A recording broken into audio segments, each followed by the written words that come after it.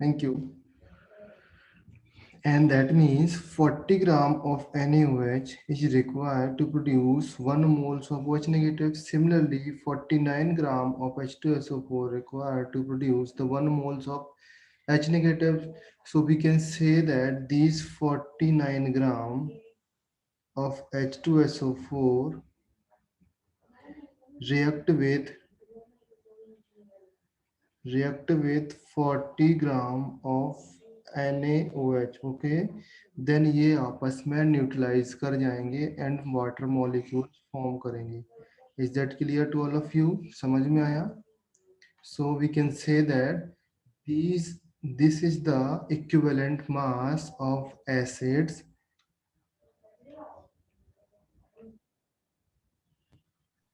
and this is the equivalent mass of base. Okay, and lastly we also discussed that acid and base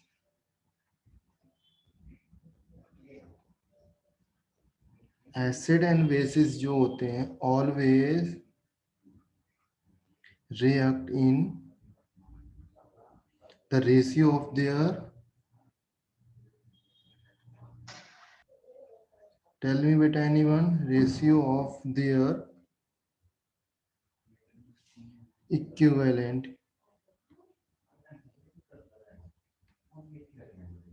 masses. Okay, this is important line था, मैंने underline किया था.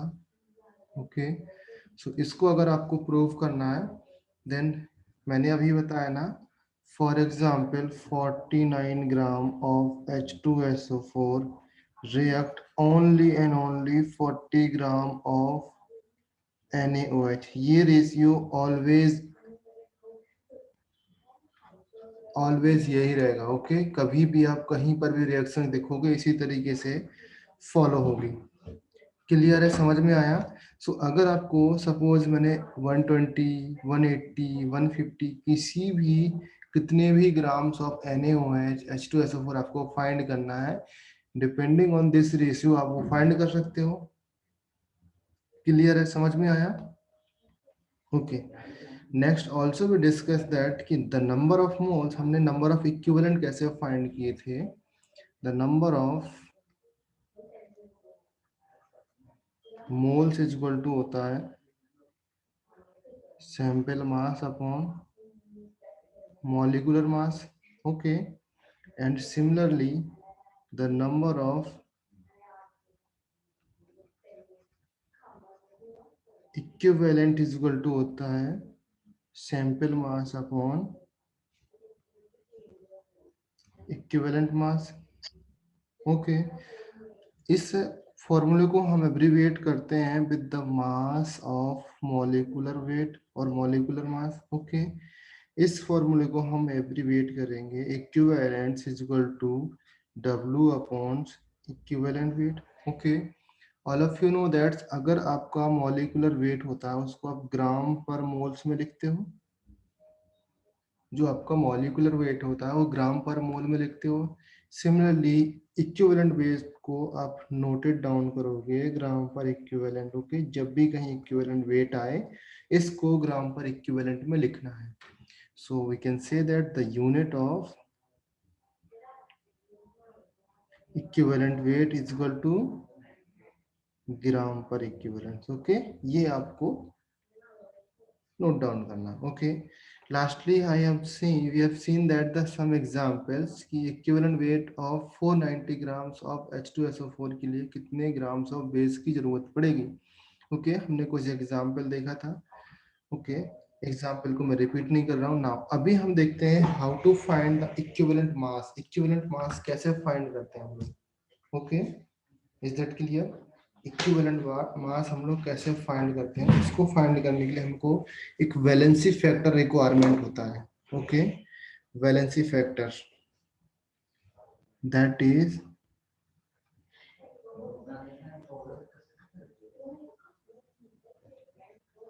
Valency factor. Okay, valency factors for that how to find the equivalent mass. Equivalent mass आपको find करना है for finding the valency factor. Okay, equivalent mass आपको find करने के लिए all of you know that valency factors को आप Z factors भी बोलते हैं। Okay, note down, whenever you find the equivalent mass आपको जेड फैक्टर्स की रिक्वायरमेंट होगी। Without finding the Z factor you will not able to find the equivalent mass. Okay, so in equivalent concept के लिए ये आपका important चीज है, ये आपका बैकबोन होगा। Okay, for the equivalent concept अगर आपको जेड फैक्टर नहीं idea then you are not able to solve the questions, आप सॉल्व नहीं कर पाओगे किसी भी कंडीशन में। तो आपको जेड फैक्टर फाइंड करने के लिए there is a number of formula for that. अगर मैं बोलूं जेड फैक्टर्स होता है आपका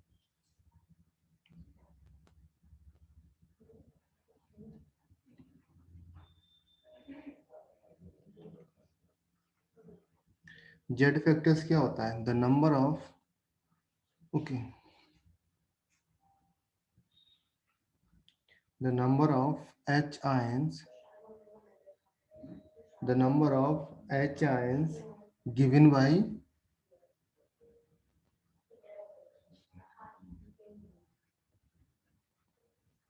n acids। ओके, मैं इसको प्रूव करूंगा अभी जेड फैक्टर क्यों है। And the number of OH ions given by a base।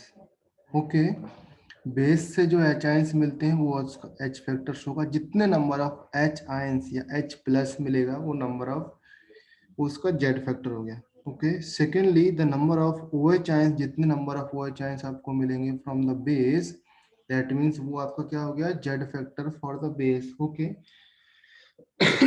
Now इसको प्रूव कैसे करते हैं, let's see here all of you know that the n is equal to क्या होता है बेटा, वेट अपॉन मॉलिक्यूलर वेट होता है। All of you know that, ये फॉर्मूला सबको आइडिया है। Okay, and already you also note that the equivalence, number of equivalents is equal to weight upon equivalent weight। ये भी आप लोग जानते हो बाय द प्रीवियस फॉर्मूला जो मैंने अभी 2 मिनट्स पहले लिखाया, that means depending on this formula. Okay, so ये दोनों फॉर्मूला आप लोग को आइडिया है। नाउ द इक्विवेलेंट वेट जो होता है that is the equivalent weight, equivalent weight is equal to that is molecular weight upon Z factor। ये आपका इंपॉर्टेंट फॉर्मूला, इसको आप नोट डाउन करो। ओके, ये कहाँ से आया, जस्ट मिनट्स रुको, मैं अभी आपको प्रूव करता हूँ। Equivalent is equal to equivalent molecular weight upon Z factor. Okay, ये जेड फैक्टर्स वही है जिससे आप डिवाइड करते थे। ओके, दैट मीन्स मैंने आपको बोला ना कि फॉर H2SO4 के लिए इसका इक्विवेलेंट मास निकालो, तो यू हैव कैलकुलेटेड द 98 इसका क्या हो जाएगा, molecular mass. Okay, and divided by 2 से डिवाइड करते थे ना, because here is 2H positives, तो यहाँ पर इक्विवेलेंट वेट कितना आया इसका, equivalent weight is equal to molecular weight upon Z factors, 98 upon 2, that comes out 49। okay, for HNO3 के लिए आप इसका molecular weight निकालते थे upon Z factor। For HCl के लिए मैंने क्या निकाला, 36.5 इसका molecular weight in 1, that is इसका Z factor। जितने भी मैंने अभी एग्जाम्पल्स दिए थे in the last class extensively, आप देखो इसमें, दैट इज यहाँ पर क्या था बेटा, इक्विवेलेंट वेट कैसे फाइंड करो all of you, equivalent weight is equal to molecular weight upon Z factors, यहाँ पर 36.5 upon 1, that is equal to 36.5, यही आया। एंड ये क्या आएगा, ग्राम पर इक्विवेलेंट्स। ओके, सिमिलरली आपका 49 आया, HNO3 के लिए 63 अपॉन 1 आएगा। दैट इज 98/2 आएगा। ये आपका 98/3 आ रहा था बिकॉज 3 एच आयंस प्रोड्यूस हो रहे थे, यहाँ पर 2 एच आयंस प्रोड्यूस हो रहे थे, यहाँ पर 1 एच आयंस प्रोड्यूस हो रहे थे, यहाँ पर 2 एच आयंस प्रोड्यूस हो रहे थे। ऑल ऑफ यू क्लियर ना? नाउ फॉर बेस की बात करें, यहाँ पर देखो 40/1 आया था इसका, इसका 56/1 आया था, इसका आया था 74/2 आया था, इसका 58/2 आया था, एंड इसका अपॉन में 3 आएगा, यहाँ पर 26/3 होगा। ओके, समझ में आया सबको मानस? यस। ओके, अगर आपको कोई भी चीज का डाउट है then you can ask me right now. Okay, so moving to, अभी आपका नंबर ऑफ इक्विवेलेंट्स आ गया फाइंड करने के लिए, इक्विवेलेंट वेट भी आगे कैसे फाइंड करते हैं। नाउ ऑल ऑफ यू इधर पे देखो आप लोग, अगर मैं इक्विवेलेंट्स आपका फाइंड करता हूँ, फॉर एग्जांपल्स इक्विवेलेंट का वेट क्या होता है, इक्विवेलेंट का फॉर्मूला क्या होता है, नंबर ऑफ इक्विवेलेंट्स का, tell me anybody, number of equivalents का फॉर्मूला क्या होता है?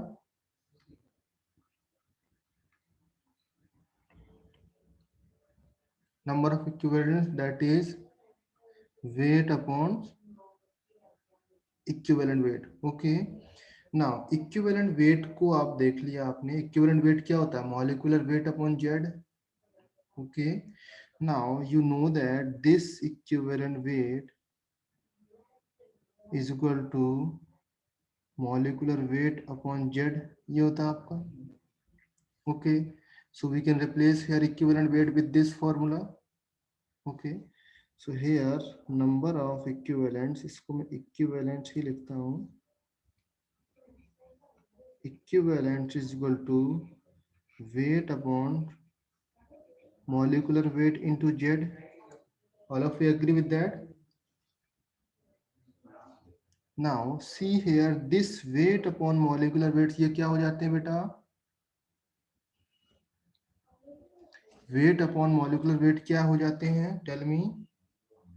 Number of moles.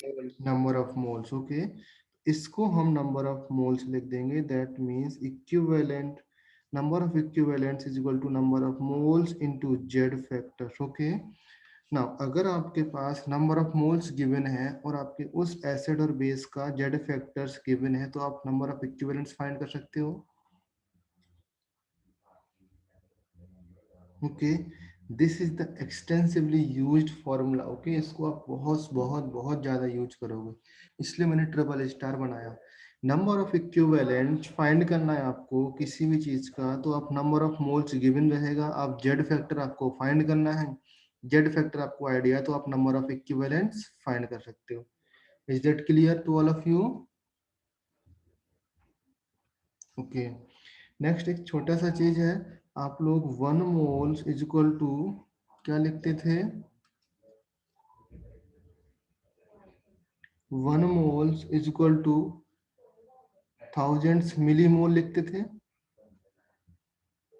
Okay, similarly यहाँ पर 1 इक्विवेलेंट इज इक्वल टू हो जाएगा thousands milli equivalent. Okay, simple सा इंफॉर्मेशन है, 1 mole is equal to thousands milli mole लिखते थे हम लोग, तो यहाँ पर 1 mole is equal to 1 equivalent is equal to thousands equivalents. Okay, now आपको क्वेश्चंस दे रहा हूँ, वो फाइंड करना। Okay, that is calculate the total number of equivalents, calculate the total number of equivalents और नहीं, and milli equivalents in, किसमें, number A option है आपका 800 gram NaOH, number B option है 3.65 gram HCl, number C option है 0.49 gram H2SO4। Number D option है, that is 7.4 gram CaOH whole twice. Okay, इसमें number of equivalents find करो। Use this formula, इस formula को use करो and number of equivalents find करो। Find करो and tell me the answer in 5 minutes. Answer दो मुझे all of you.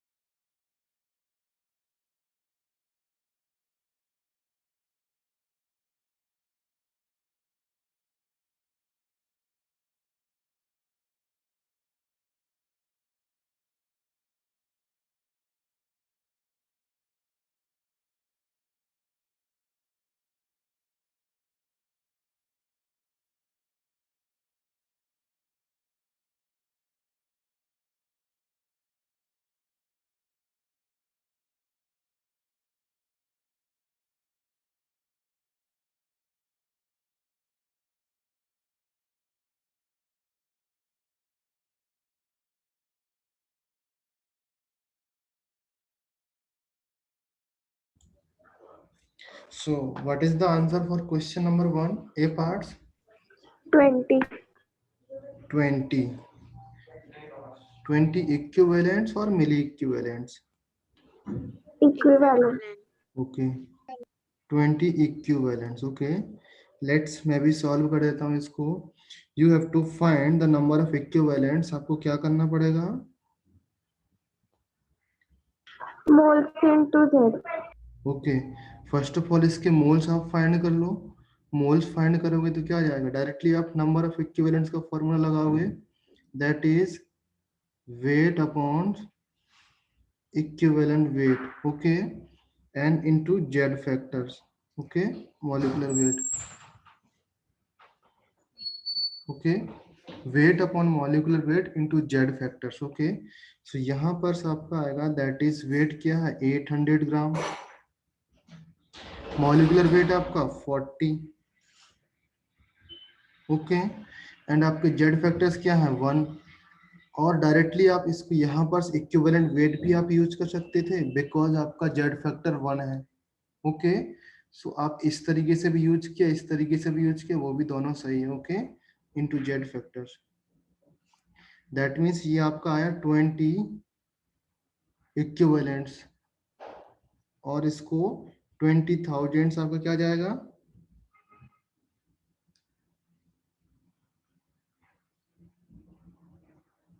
Milli equivalents.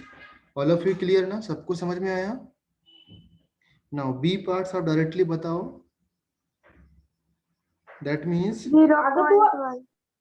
3.65 upon 36.5, that means 1 upon 10 equivalents, or you can say 100 milli equivalents. Am I right? C parts batao all of you, that is 0.49 upon 49 आएगा, that means 1/100. 1/100 equivalents, and that is equal to 10 milli equivalents. Clear all of you? And D parts क्या होगा answer? D parts में 7.4 ग्राम, 7.4 upon 37, इसका CaOH का whole twice का equivalent weight क्या होता है?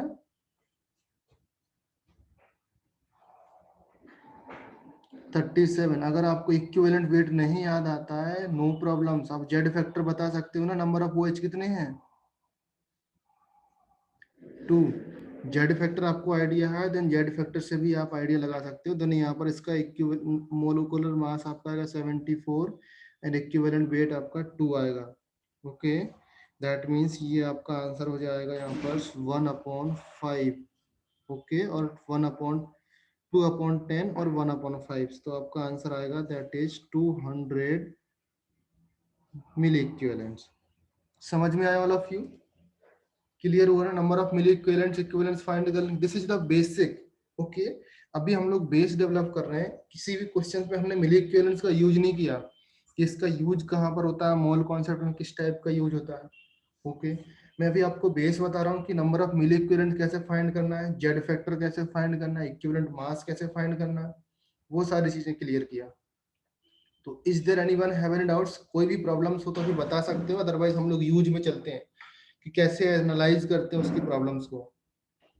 क्लियर है ना सब लोग? ऑल ऑफ यू क्लियर ना? चलिए, तो हम नेक्स्ट क्वेश्चन में चलते हैं। सॉरी, नेक्स्ट है हम इसको कैसे एनालाइज करते हैं in the acid base mixtures में। ओके, नाउ यहाँ से थोड़ा सा ट्रिकी पार्ट आएगा, इसको आपको ध्यान से देखना पड़ेगा। Analysing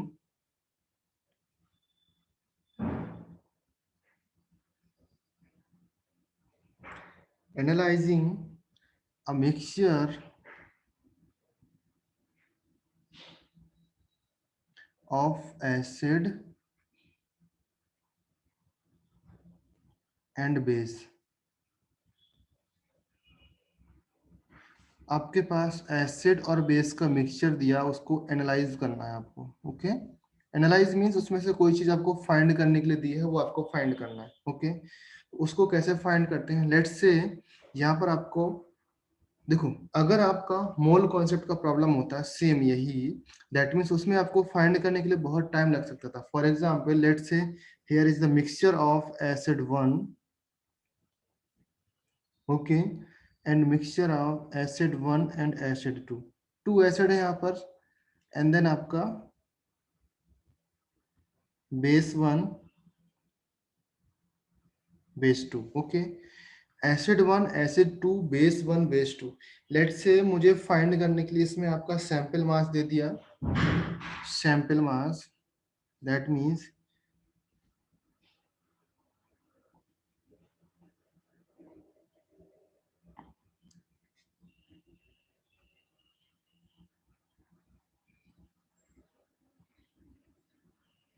sample mass let's say इसका W1 है, W2 है, W3 है, W4 है। ओके, नाउ अगर आपका जो एसिड बेस का इक्वेशन होता है, देन उसको आपको फाइंड करना पड़ता है। फॉर एग्जांपल, मैंने इस तरीके से लिया A1 plus A2 plus B1 plus B2 आपका रिएक्शंस कर रहा है, एंड आपका प्रोडक्ट, कोई भी प्रोडक्ट आपका, लेट्स से आपका प्रोडक्ट ABCD कुछ फॉर्म हो रहा है। ओके, लेट्स से कोई आपका 2 प्रोडक्ट फॉर्म हो रहा है। ओके, तो first of all you have to know that कि ये एसिड इस बेस से रिएक्ट कर रहा है और इससे रिएक्ट कर रहा है, ये आपको आइडिया होना चाहिए ना।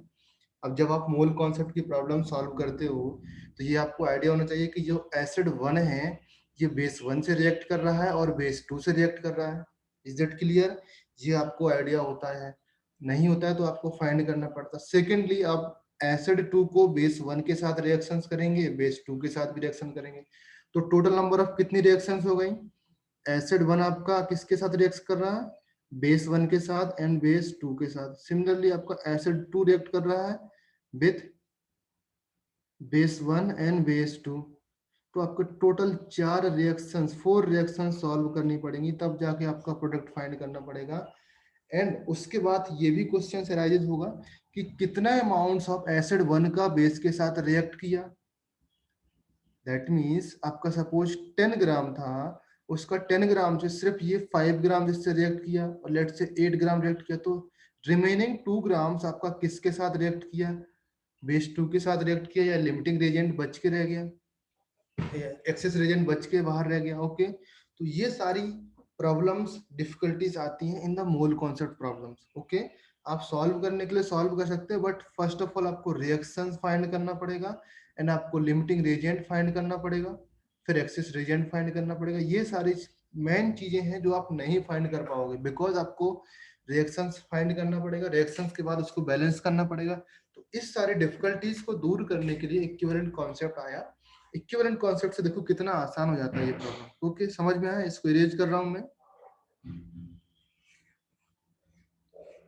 क्लियर हुआ ना सबको कि मोल कॉन्सेप्ट से कितना डिफिकल्ट प्रॉब्लम हो सकता है? इक्विवेलेंट कॉन्सेप्ट से देखो ओनली 1 लाइन में इक्वेशंस हो जाएगा। 1 लाइन में कैसे इक्वेशन होता है देखो, लेट से हमको इसका इक्विवेलेंट मास भी आइडिया है। Equivalent weight, okay, that is gram per equivalent भी आइडिया है हमको। ओके, दैट मीन्स ये आपका E1 है, this is E2, this is E3, this is E4। Equivalent weight तो आप निकाल लोगे ना ऑल ऑफ यू? भाई किसी भी एसिड और बेस का इक्विवेलेंट बेस निकाल सकते हो डिपेंडिंग ऑन H आयंस और OH आयंस। क्लियर है ना सबको? समझ में आया? नाउ अभी आपने देखा, मैंने आपको बताया कि जो आपका एसिड होता है एंड बेस होता है, दैट्स फॉर्म्स वाटर। ओके, और इसको मैं लिखता हूं एसिड को H+ एंड बेस को OH नेगेटिव। ओके, इसमें आपका 1 मोल्स होता है ना, sorry 1 equivalents react with 1 equivalents of OH forms 1 equivalents। ये चीज होती है ऑल ऑफ यू, ये एग्री करते हो कि नहीं एग्री करते हो? ओके, हमको किसी भी चीज पर डिपेंड नहीं करना है कि एसिड कौन सा एसिड है, कौन सा बेस है आपका, 2H आयंस देगा या 3H आयंस देगा या 4H आयंस देगा। फर्स्ट ऑफ ऑल आपको टोटल नंबर ऑफ एसिड के H आयंस फाइंड करना है, and total number of base के OH आयंस फाइंड करना है, एंड उसका 1 मिली इक्विवेलेंट, उसके 1 मिली इक्विवेलेंट के साथ रिएक्शंस करके आपका फॉर्म हो जाएगा। समझ में आया कि नहीं समझ में आया ऑल ऑफ यू? क्लियर हुए या नहीं? ओके, देखो अभी नहीं क्लियर हुआ, एक एग्जांपल दूंगा, उससे आप बिल्कुल डेफिनेटली क्लियर हो जाओगे।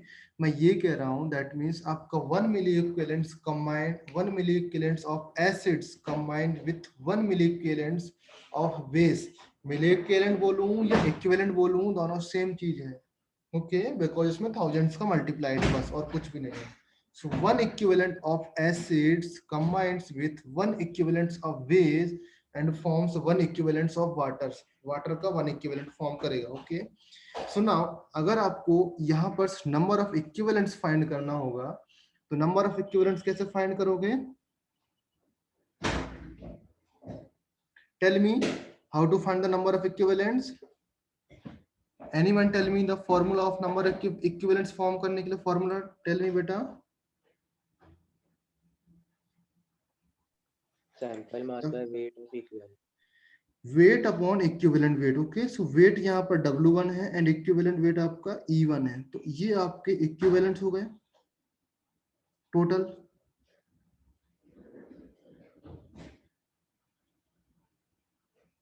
अगर मैं बोलूं number of equivalents of base 2, that means ये होगा इसके इक्विवेलेंट। बेस 1 के लिए ये इक्विवेलेंट्स हो गए, एसिड 1 के लिए, एसिड 1 के लिए ये है, एंड एसिड 2 के लिए ये। समझ में आया? So number of equivalents find कर लिया आपने।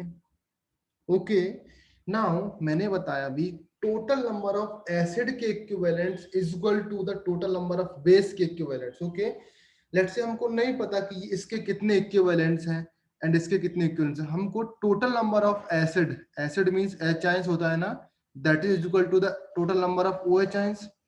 ये इक्वल होगा ना, तभी तो ये न्यूट्रलाइज कर पाएंगे एक दूसरे को एंड वाटर मॉलिक्यूल्स फॉर्म कर पाएंगे। समझ में आया ना बेटा। जितना नंबर ऑफ, सपोज मैंने बोला number of equivalents H positive के आपके 5 हैं एंड OH नेगेटिव के आपके 4 हैं, दैट मींस ये आपके 4 वाटर मॉलिक्यूल्स बनाएंगे एंड आपका 1 H पॉजिटिव इक्विवेलेंट रिमेनिंग रह जाएगा। समझ में आया। जितने नंबर ऑफ इक्विवेलेंट्स हैं सेम, वो आपके मॉलिक्यूल्स फॉर्म हो जाएंगे। ओके, सो जो आपका इक्वेशंस आने वाला है यहाँ पर, that is W1 upon E1 plus W2 upon E2 is equal to that is W3 upon E3 plus W4 upon E4। Okay, ये चीज आई। इस चीज में मैंने क्या लिखा, टोटल नंबर ऑफ एसिड्स के equivalents is equal to the total number of bases equivalents. Okay, इसको मैं इस तरीके से लिख सकता हूं, that means equivalent of acids is equal to equivalence of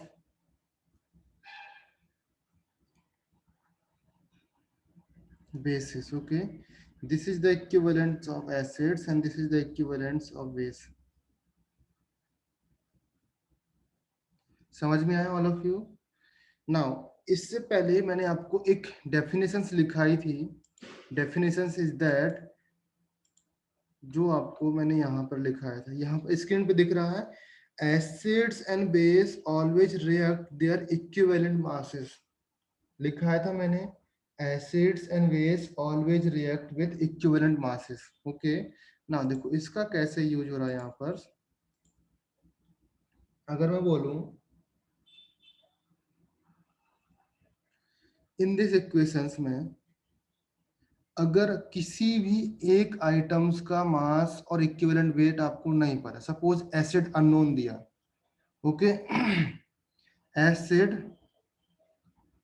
unknown दिया, कितने नंबर ऑफ H आयंस का एसिड है, और वी कैन से बेस आपको अननोन है। अगर आपका E2 अननोन है तो आप E2 फाइंड कर सकते हो, बिकॉज रिमेनिंग क्वांटिटीज, जो रिमेनिंग आपकी एंटिटीज है वो आपको गिवन रहेंगी। W1 गिवन रहेगा, W2 गिवन रहेगा, ये गिवन रहेगा, ये गिवन रहेगा, ये सारी चीजें गिवन रहेंगी। Any one of them, any one of the quantities entities आपको अननोन रहेगी, वो आपको फाइंड करना रहेगा। कैन यू फाइंड दैट, इसमें फाइंड कर सकते हो। Any one of them will be unknown, so we can easily find from this equation. Suppose आपको बेस 2 है, उसका आपको वेट नहीं दिया गया, तो आप W4 फाइंड कर सकते हो, आपको बाकी सारी क्वांटिटीज गिवन रहेंगी। Is that clear to you? So हम लोग क्या बोल सकते हैं, in this above equations we can say that the number of equivalents of acids is equal to equivalents of base in any of the equations, any of the reactions, any of the chemical reactions, कहीं पर भी हो, that is summation equal to the, जो आपके number of equivalent acid के होंगे and same number of equivalents आपके base के होंगे। ओके, इसको आप नोट डाउन कर लो। किसी भी इक्वेशंस में आप कहीं पर भी आप बात कर रहे हैं, दैट मींस जितने नंबर ऑफ आपके एसिड के इक्विवेलेंट होंगे उतने नंबर ऑफ बेस के इक्विवेलेंट्स होंगे, तब जाके ये आपके न्यूट्रलाइज कर पाएंगे, अदरवाइज रिएक्शंस में रह जाएंगे बाकी। क्लियर हुआ ऑल ऑफ यू? समझ में आया? नंबर ऑफ एसिड के इक्विवेलेंट्स को बेस के इक्विवेलेंट से इक्वल कर देना है, नथिंग, बस और कुछ नहीं करना, ये इक्वल कर देना। जो आपको क्वांटिटीज होगी वो आपको फाइंड करने के लिए मिल जाएगा। समझ में आया ऑल ऑफ यू? क्लियर हुआ? Any problems? किसी को कोई डाउट है क्या? ओके, हम आगे चले। देखो इस पर मैं एक एग्जांपल देने वाला हूं आपको। Okay, before going to the next example, मैं आपको एक सिंपल से एग्जांपल देता हूं, आपका नॉलेज टेस्ट करता हूं, फिर मैं आपको इसके ऊपर एग्जांपल दूंगा। Okay, the question is that what mass of the following acid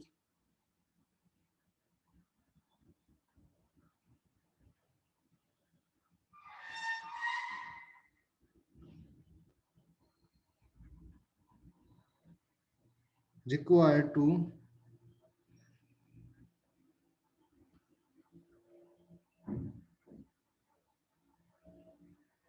completely with 3.65 gram of 3.65 gram of HCl।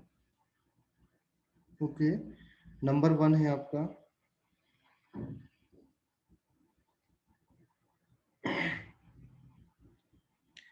NaOH, number B है CaOH का whole twice. I will give you 5 minutes, इसको सॉल्व करो बेटा। Okay, third है AlOH का whole thrice.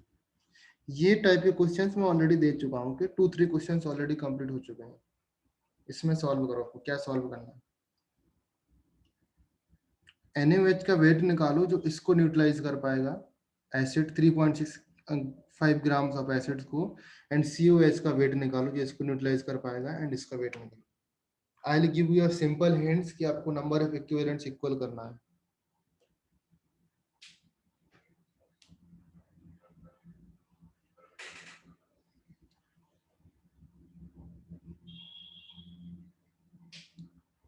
Copy किया all of you?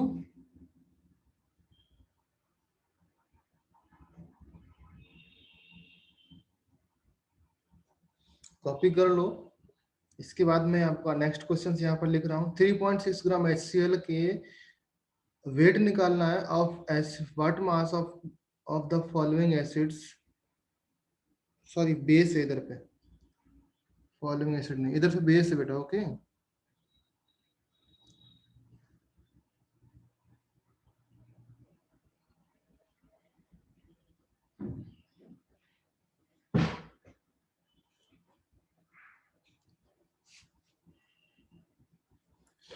Okay. सो देखो, answer मेरे को चैट बॉक्स में आने लगे। सो नाउ मैं सॉल्व कर रहा हूँ। फर्स्ट ऑफ ऑल आपका अगर ए ऑप्शन देखा जाए तो ए ऑप्शन में number of equivalents, very good बेटा। Okay, all of you correct बेटा, सबका करेक्ट है। ए ऑप्शन में नंबर ऑफ इक्विवेलेंट्स निकालूंगा, कितना आएगा फॉर, अच्छा इसका नंबर ऑफ इक्विवेलेंट्स निकालो पहले। एसिड्स का नंबर ऑफ इक्विवेलेंट्स कितना आ जाएगा? 1/10. 1. That means 3.65 upon 36.5। कैसे निकाला बेटा? Weight upon molecular weight into Z factors और weight upon equivalent weight. Clear है ना, सबको समझ में आया? नाउ इधर इसका इतना इक्विवेलेंट वेट आया, इक्विवेलेंट नंबर ऑफ इक्विवेलेंट्स आया। So number from A, that is the number of equivalents आपके इतने आए, देन आपका NaOH का आपको क्या निकालना है? वेट निकालना है। तो आप क्या करोगे, यहाँ पर Weight number of upon equivalent. Equivalents is equal to weight upon molecular weight होता है ना, और इक्विवेलेंट वेट होता है into Z factors. Z factors आपका क्या है? 1 है फॉर NaOH, एंड आपका इक्विवेलेंट वेट आपका इधर पे आपको जेड फैक्टर्स लिख दो। इन दिस इक्वेशंस आपको वेरीफाई करना है। यहाँ पर देखो, यहाँ पर क्या होगा, नंबर ऑफ इक्विवेलेंट्स कितने हैं? 0.1 और 1/10। ओके, एंड वेट आपको फाइंड करना है, एंड इक्विवेलेंट वेट आपका 40 है, एंड यहाँ पर जेड फैक्टर 1 है। तो आपका W कितना आया? 4.0 ग्राम्स। क्लियर, सबको समझ में आया? सिमिलरली बी ऑप्शन कितना आ जाएगा? बी ऑप्शन भी मैं यहाँ से कर रहा हूँ, इसी यहाँ से। दैट मीन्स ये आपका 1/10, बी ऑप्शन के लिए मैंने कलर चेंज किया। 1/10 is equal to weight upon molecular weight कितना होता है CaOH का होल ट्वाइस का 74 into 2, that means W is equal to 3.7 gram। Very good बेटा। ओके, नाउ सी ऑप्शंस के लिए क्या हो जाएगा? 2.6. सी ऑप्शंस 1/10 इज इक्वल टू, यहाँ पर कितना आएगा? W अपॉन कितना आएगा 20. बेटा? 26. 26 equivalents. 1 upon 10 is equal to W upon 26. Okay, so W is equal to 2.6 grams. Okay, समझ में आया? तो ये मैंने आपका नॉलेज टेस्ट दिया, दैट मीन्स आप इसमें पास हुए बिकॉज आपको नंबर ऑफ इक्विवेलेंट्स का यूज करना आया। नाउ अभी जो मैंने ये एग्जांपल दिया एसिड बेस का एनालाइजिंग मिक्सचर्स, इसके ऊपर मैं एक एग्जांपल दे रहा हूँ, उसको आप नोट डाउन करो एंड उसको सॉल्व करो। ओके, काफी अच्छा क्वेश्चन है। इसमें क्या, a mixture of 3 acids. In the above equations मैंने कितने एसिड लिए थे? 2 एसिड्स। जो कॉन्सेप्ट मैंने बताया उसमें 2 एसिड थे, बट यहाँ पर मैं 3 एसिड ले रहा हूँ। A mixture of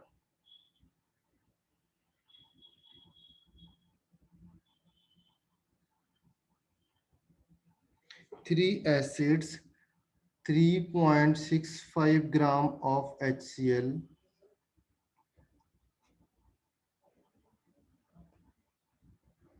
okay, 4.9 gram of H2SO4 and 9 gram of H2C2O4. Anybody give me the name of this acid?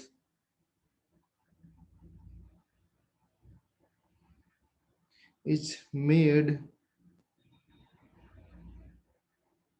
to react with a mixture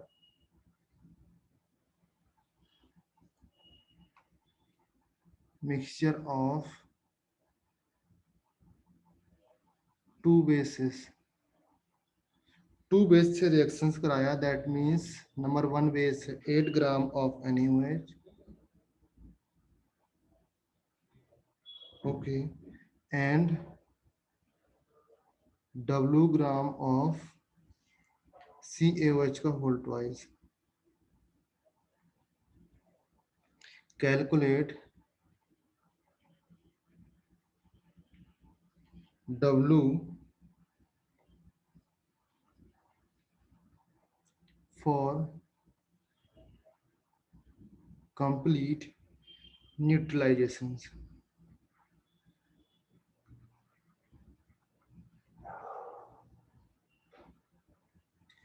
calculate कर पाओगे? नाउ आपको एसिड फाइंड करना है, एसिड के equivalents is equal to the base के equivalents करो, आप आएगा। ओके, सॉल्व करो इसको ऑल ऑफ यू। ना देखो मैं आपको हिंट दिया मैंने, देखो नम 3 एसिड्स यहाँ पर, 3 एसिड्स को 3.65 ग्राम ऑफ एसिड्स, तो यहाँ पर number of equivalents of acids, इसको इस तरीके से सॉल्व करते हैं। नंबर ऑफ इक्विवेलेंट्स निकालेंगे, एसिड 1 के इक्विवेलेंट्स क्या हो जाएंगे? This is acid 1, this is A2 and this is A3। Similarly this is B1 and this is B2। तो can you find that the number of equivalents of acid 1 का कैसे find करोगे?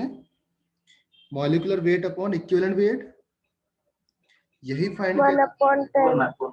यही फाइंड किया था ना, W upon E1, W2 upon E2 is equal to W3 upon E3, W4 upon C4। So can we write here 3 मैं इस तरीके से लिख सकता हूँ 3.65 अपॉन 36.5 लिख सकता हूं बेटा, and that means that plus of 4.9 upon 49 and plus of 9 upon 45।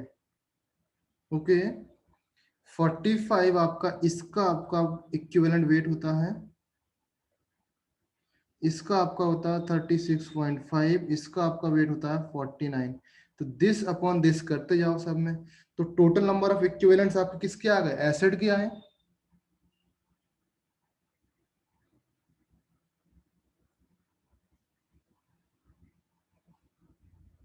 That is equal to किसको जाएंगे बेटा? Number of equivalents of base.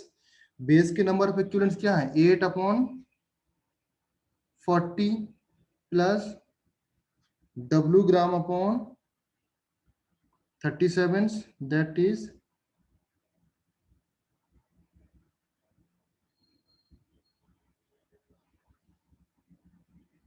Okay, very good Harshita, Purva, okay, Anushka, very good, okay. So यहाँ पर आप सॉल्व करोगे, लेट्स देखो हम कैसे सॉल्व करते हैं। 9 को 45 से स्ट्राइक ऑफ करेंगे, 1 यहाँ पर आएगा, 5 यहाँ पर आएगा, 8 और 45 से करेंगे 5 यहाँ पर, तो ये पूरा कैंसिल आउट हो जाएगा ना। यहाँ पर आपका आएगा, इसको सॉल्व कर लो आप, सिंपल सा है। दैट मीन्स यहाँ पर आएगा 1/10, 1/10, 2/10 आएगा। This is 1/10 plus 1/10 and is equal to W/37, यही आ रहा है ना। एंड यहाँ पर 2/10 इज इक्वल टू W/37, तो W is equal to 7.4 gram.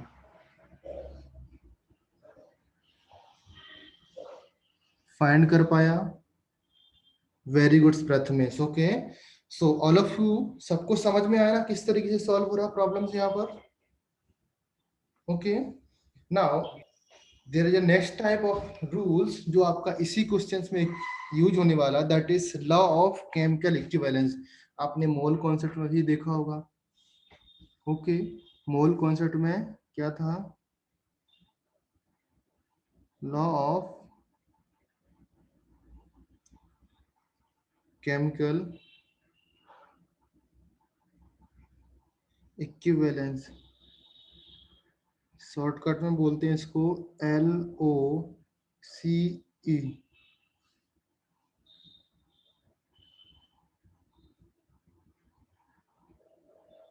Now before starting this law, now tell me,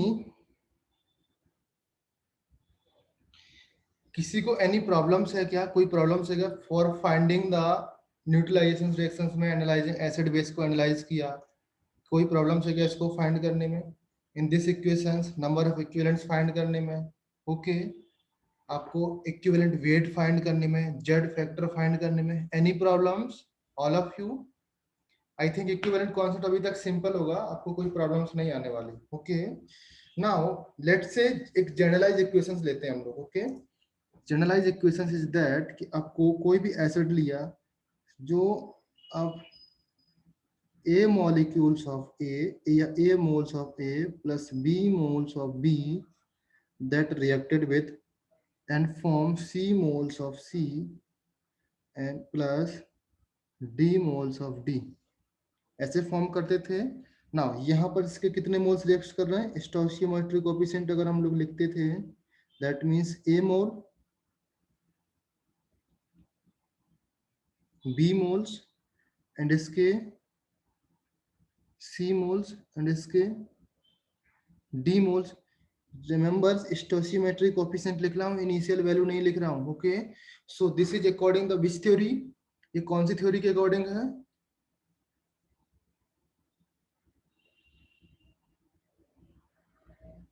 mole concept.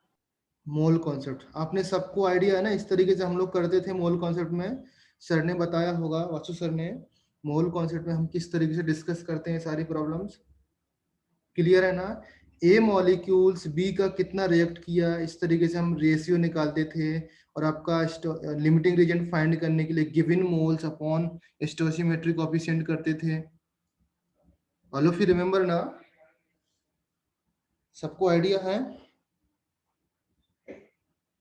ना। बट इक्विवेलेंट कॉन्सेप्ट में आपको क्या करना है, दैट इज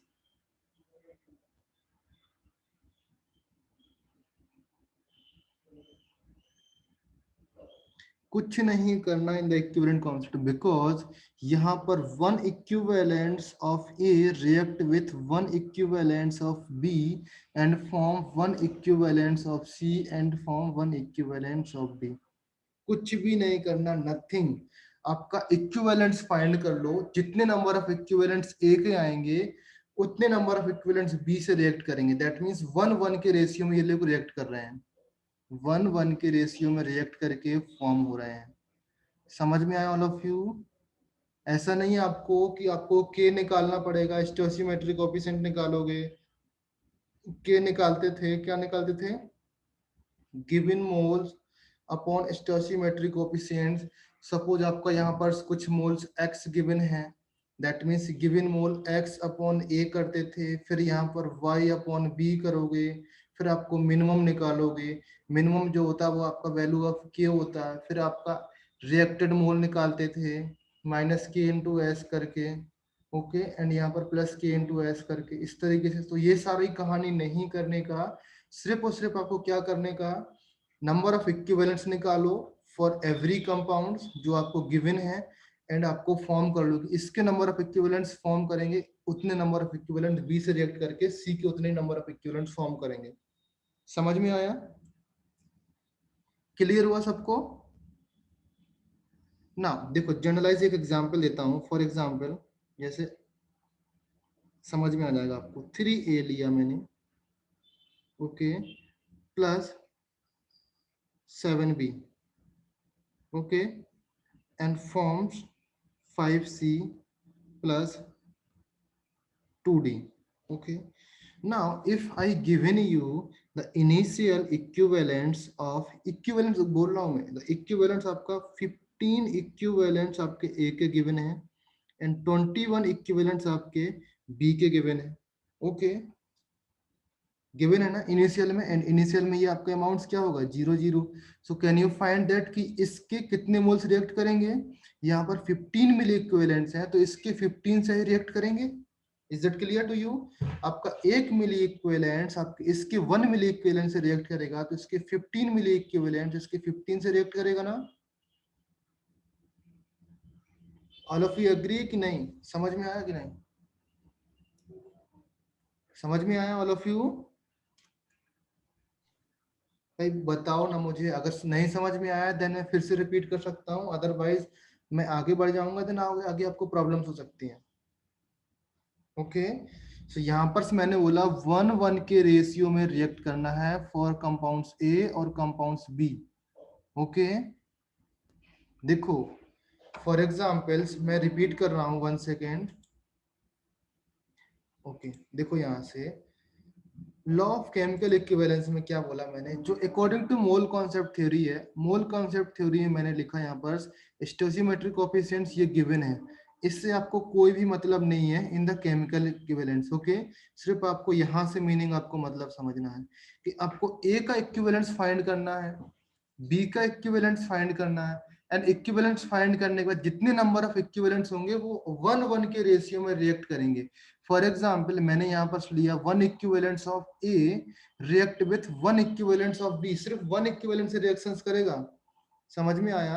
दैट मीन्स आपका अगर यहाँ पर मैंने x इक्विवेलेंट लिए तो इसके भी x इक्विवेलेंट रिएक्ट करके इसके x फॉर्म करेंगे, इसके x फॉर्म करेंगे।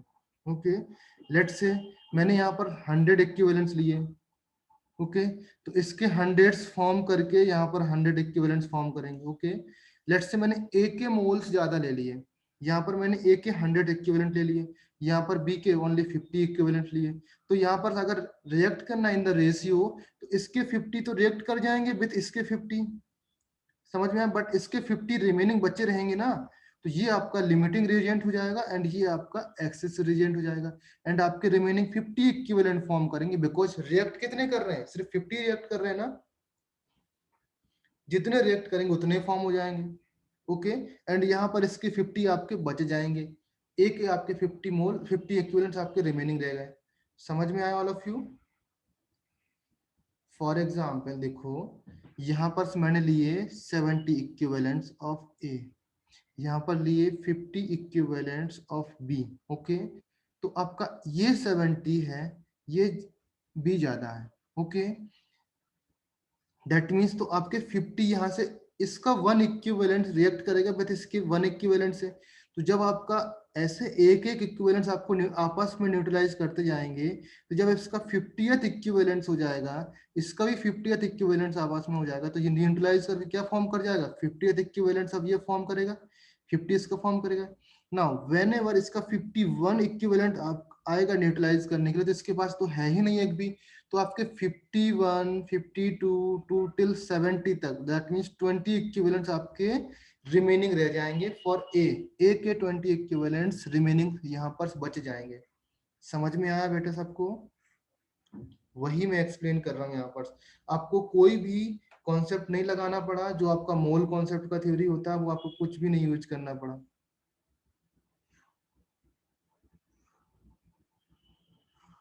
ओके, तो यहाँ पर मैंने बोला इसके 50 इक्विवेलेंट्स आपको गिवन थे, किसके, ए के 50 इक्विवेलेंट्स। ओके, एंड इनिशियल में 0। तो रिएक्टेड अगर इक्विवेलेंट की बात करूं मैं, तो कितने रिएक्ट हो जाएंगे इसके, इसका 1 इक्विवेलेंट इसके 1 इक्विवेलेंट से कंबाइन कर जाएगा, तो टोटल इसके 50 इक्विवेलेंट रिएक्ट कर जाएंगे बेटा, विद इसके 50 इक्विवेलेंट से रिएक्ट करेंगे, एंड यहाँ पर 50 इक्विवेलेंट फॉर्म हो जाएगा, विद 50 इसका फॉर्म हो जाएगा। क्लियर? तो इसका रिमेनिंग कितना बचा, अगर मैं फाइनल अमाउंट्स पूछूं, फाइनल अमाउंट तो यहाँ पर 0 बचेगा, एंड यहाँ पर कितना बचेगा, 7 और 6 इक्विवेलेंट बचेगा, एंड यहाँ पर आपके 15 रिएक्टेड में आप लोग माइनस साइन लगाते थे ऑल ऑफ यू, अगर आपको याद होगा तो यहाँ पर प्लस साइन लगाते थे। सबको समझ में आया ना? यहाँ पर मैंने क्या, कोई इस कोफिशिएंट का यूज किया जिसको मैं हाईलाइट कर रहा हूं अभी, इसका मैंने यूज किया, इस 3 का, इस 7 का यूज किया क्या? यहाँ पर स्टोइचियोमेट्रिक कोफिशिएंट कुछ भी हो, डजंट मैटर। तो इससे क्या कंक्लूजन निकलता है, कंक्लूजन ये निकलता है कि इसमें हमको रिएक्शन बैलेंस करने का नहीं है, रिएक्शंस कैसे भी गिवन हो, बस हमको कंपाउंड्स पता हो कि ए से बी रिएक्ट करते हैं तो सी और डी फॉर्म होते हैं, सी और डी कौन से कंपाउंड्स हैं, उसका इक्विवेलेंट्स क्या है, वो हमको आइडिया होना चाहिए। समझ में आया all of you? Yes sir. Okay, आप लोग क्या समझे अभी कि नंबर ऑफ इक्विवेलेंट्स आपको आइडिया होना चाहिए फॉर एनी कंपाउंड्स, कोई भी कंपाउंड्स का नंबर ऑफ इक्विवेलेंट्स आपको फाइंड हो गया। नंबर ऑफ इक्विवेलेंट कैसे फाइंड करते हैं, depending on the Z factors. Z factor कैसे फाइंड करते हैं, नंबर ऑफ OH आयंस और H ions. All of you clear ना? सारी कहानी क्लियर हो रही है? नहीं, अगर नहीं हो रही है देन अभी बताओ मुझे, एक्सप्लेन कर सकता हूँ फिर से, कोई प्रॉब्लम नहीं है। फिर से आप, अगर आप फिर से पढ़ोगे, फिर से कोई दिक्कत होती है, फिर से एक्सप्लेन कर दूंगा, but at least you have to read, खुद से एक बार रीड करोगे देन आपको समझ में आ जाएगा। ओके, नाउ अगर मैं बोलूं finding the number of equivalents, आपको फाइंड करना है नंबर ऑफ इक्विवेलेंट्स कोई सा भी कंपाउंड्स आपको देगा। अभी मैंने सिर्फ क्या कहानी बताया, सिर्फ और सिर्फ एसिड और बेस का कहानी बताया मैंने। एसिड के लिए OH ions, sorry H ions, base के लिए OH आयंस, सिर्फ और सिर्फ यही चीज बताई। अगर आपके पास सॉल्ट आ गया, ओके, आयंस आ गए आपके पास, तो आप कैसे फाइंड करोगे OH आयंस? भाई कुछ भी आ सकता है ना, समझ में आया? सो देखो, इक्विवेलेंट वेट ऑफ एसिड्स, यहां पर लिखो equivalent weight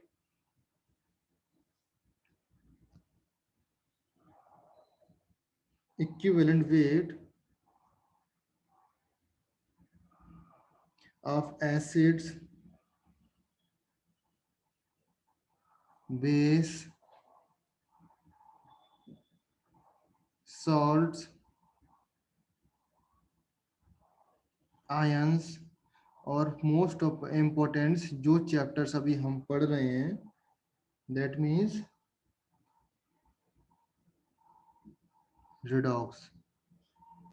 okay, basically redox के लिए मैं ये कॉन्सेप्ट आपको बताया, तो आपको फाइंड करना है रिडॉक्स के लिए इक्विवेलेंट वेट कैसे फाइंड करते हैं। ओके,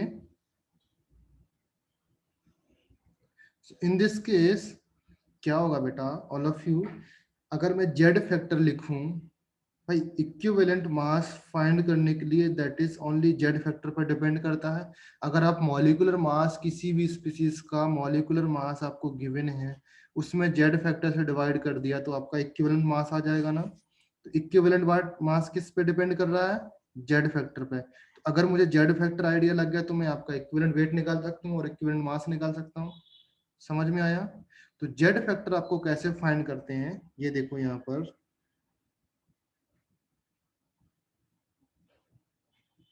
जेड फैक्टर्स अगर मैं बात करूं फॉर एसिड की, that means number of H ions given by an acids, समझ में आया? Given by H ions by acids. अगर मैं बात करूं फॉर बेस तो क्या होता है बेटा? Number of OH ions given by base. समझ में आया ना ऑल ऑफ यू? ये दो कंडीशंस ऑलरेडी मैं डिस्कस कर चुका हूं for you. Okay, now the third conditions अगर आपको आए फॉर द सॉल्ट्स के लिए आए, आयंस के लिए आए, तो वो आपको फाइंड करना है। दैट मीन्स अगर मैं बोलूं the total positives for salts की बात कर रहा हूं। ओके, टोटल पॉजिटिव और नेगेटिव्स, और लगा रहा हूं टोटल पॉजिटिव्स और नेगेटिव्स चार्ज गिवन बाय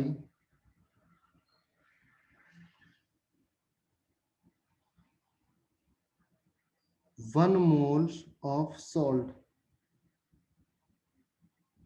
समझ में आया? आपके पास सपोज Na2SO4 आपका सॉल्ट है। ओके, दैट मीन्स इसका 1 मोल से कितना चार्ज गिवन होगा? Positive charge. पॉजिटिव अगर 2Na पॉजिटिव आया और SO4 डबल नेगेटिव आया, अगर मैं पॉजिटिव चार्ज काउंट करता हूं दैट मीन्स 2 आएगा, नेगेटिव चार्ज काउंट करता हूं दैट मीन्स ये भी 2 आएगा, तो इसका जेड फैक्टर क्या हो जाएगा? 2. 2। समझ में आया? फॉर एग्जाम्पल NaCl अगर काउंट करूं तो Na positive and Cl negative, तो यहाँ पर जेड फैक्टर क्या हो जाएगा? 1, बिकॉज यहाँ पर पॉजिटिव चार्ज 1 है और नेगेटिव चार्ज भी 1 है। समझ में आया ये चीज? जो कोई सा भी सॉल्ट हो, 1 moles of salts given total positive charge और नेगेटिव चार्ज, उसका मैग्नीट्यूड लेना है, चार्ज नहीं लेना है। Okay, now whenever we talk about the ions, ions में क्या हो जाएगा यहाँ पर? आयंस में the charge on the ions, charge on the ions, ये चार्ज आपका मैग्नीट्यूड लेना है इसका, नॉट साइन।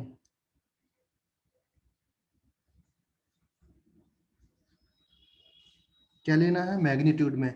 किसी भी चार्ज का आपको साइन नहीं लेना है। समझ में आया ऑल ऑफ यू?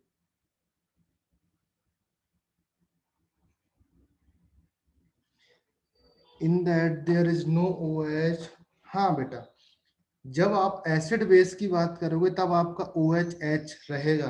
आप अगर इसमें सॉल्ट्स की बात करेंगे तो OH नहीं रहेगा, ना H पॉजिटिव नहीं रहेगा। ओके, तो वो कंसिडर नहीं करना है। H पॉजिटिव्स और OH negative only and only salt and sorry acid and base के बारे में है। ओके, नाउ जब आपका सॉल्ट्स आएगा उसमें आपका H और OH नहीं रहेगा, बिकॉज एसिड बेस रिएक्ट करके ही तो सॉल्ट बनाते हैं।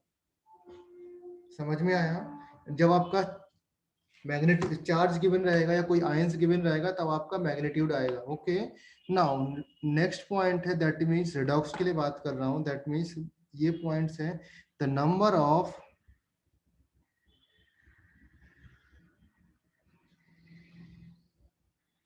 इलेक्ट्रॉन्स लॉस्ट और गेन्ड।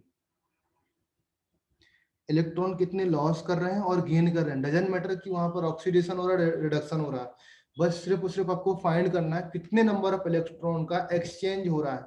या तो आप सिर्फ लॉस देखो या तो आप सिर्फ गेन देखो, कोई एक चीज देखना है आपको। ओके, गेन पर मॉलिक्यूल्स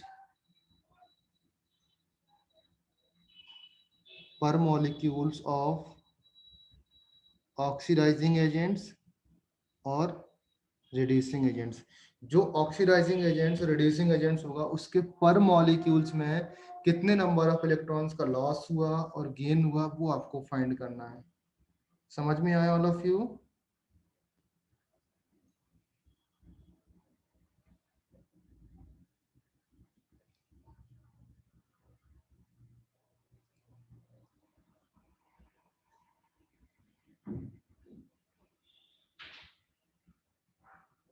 क्लियर है? जेड फैक्टर कैसे निकालते हैं? for acid, for base, for salt, for ions, for redox. All of you clear? Now I'll give you a simple exercise and very short exercise to find out the equivalent weight of the following. Okay.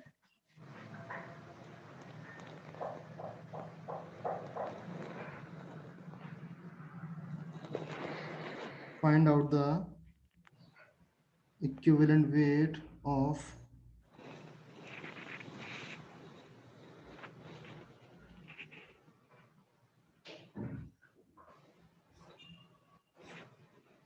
okay.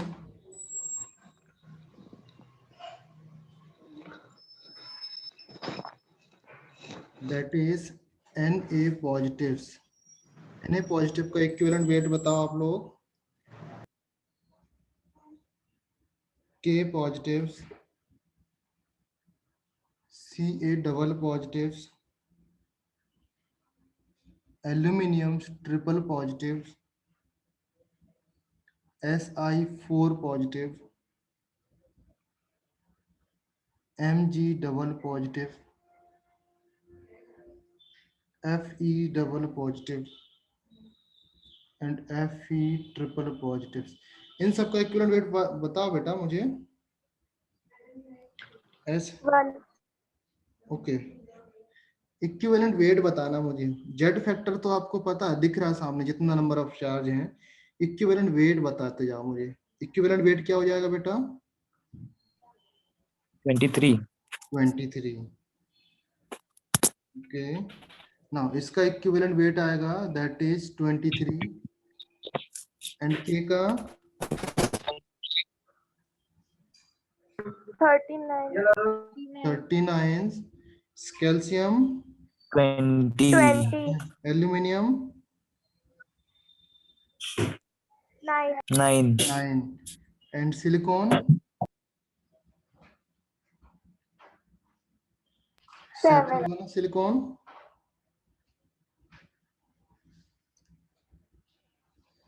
Silicon silicon 7.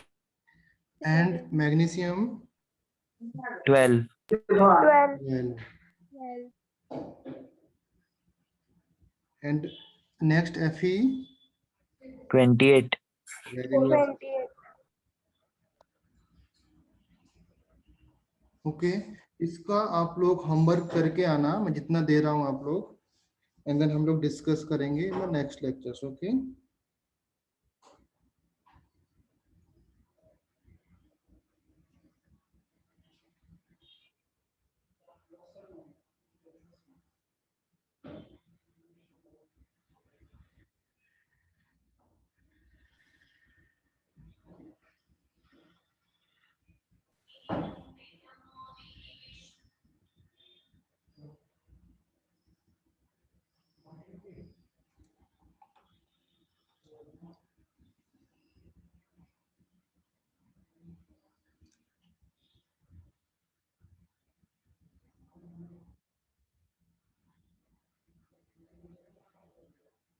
If anybody have any doubts let me know. अभी बता सकते हो, कोई problem नहीं है.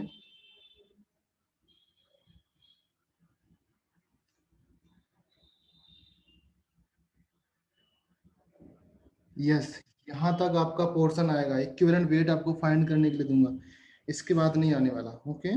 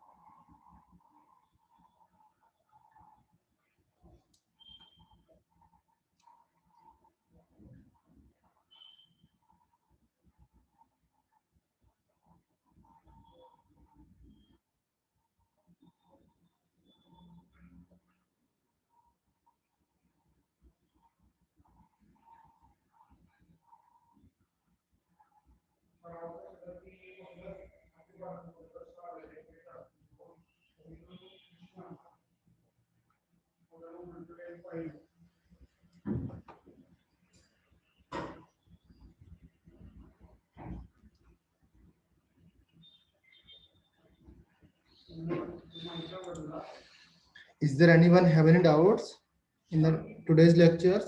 अगर कुछ problem है तो you can ask me right now, और Sir, till yes, here it will come for exam. हाँ, यहाँ तक जो मैंने बताया, मुझे सिर्फ नंबर ऑफ इक्विवेलेंट जो इक्विवेलेंट मास है या इक्विवेलेंट वेट है वो फाइंड करना आ जाएगा आपको, देन बस ओके है। नंबर ऑफ इक्विवेलेंट्स फाइंड करने के लिए बोलूंगा। जो ये क्वेश्चंस दिया ना मैंने, इस पर बेस्ड क्वेश्चन नहीं दूंगा मैं, ना ये इस पर बेस्ड क्वेश्चन दूंगा। सिर्फ और सिर्फ I am interested for the Z factors and equivalent mass. समझ में आया? मैं सिर्फ I am interested only in this formula number of equivalents and equivalent mass, जो आपका इन दिस फॉर्मूला, इसमें इंटरेस्टेड हूँ मैं। ये पिंक कलर का फॉर्मूला है ना, बस आपको इक्विवेलेंट मास निकालना पड़ेगा। कोई भी कंपाउंड्स गिवन रहेगा, सॉल्ट रहेगा, आयंस रहेगा, एसिड रहेगा, बेस रहेगा, उसका आपको फाइंड करना पड़ेगा इक्विवेलेंट मास।